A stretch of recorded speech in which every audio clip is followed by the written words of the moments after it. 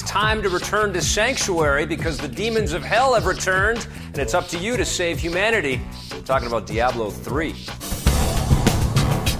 Diablo III is an action RPG game, but consider action, way above the RPG part. So with Diablo III, what better way to give action than to make the game even more visceral, add the physics, make the blood, go 20 feet in the air. Every character should feel like the Incredible Hulk. The previous games were 2D, so with Diablo III, we really have the opportunity to bring the game to 3D, which brings a lot of advantages. It allows us to really make the game more immersive. The animations are really cool. The special effects are over the top. We can add physics, all these sorts of things to really deliver a visceral experience. Even though, I'm talking a lot about the action, talking a lot about the visual feel.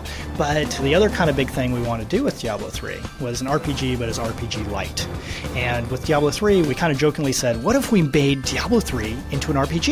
Wouldn't that be cool? Cain, you still live. So the way we want to do that is really try to keep the action fast-paced, but add a lot more quests. With Diablo III, we really want to have an interesting storyline that you can explore through. What in the hell is that? There's just so much more depth to it. So you're going to have the stairways that go up to the level above, and you're going to be able to jump back down, really start utilizing the 3D environment a little more. The one thing that kind of constrains us is the game is still top-down, so we kind of have to play with that a bit more.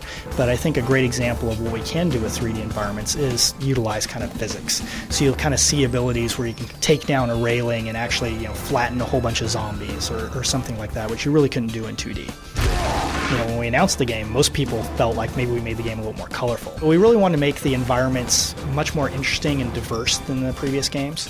And we did that through kind of adding a little more color to the environments, which at first kind of put some of our fans off. They're like, wait, I thought Diablo was kind of the really scary dark game. And I think you can achieve having a dark feel to the game without literally making the game black so that people can't see where they're going.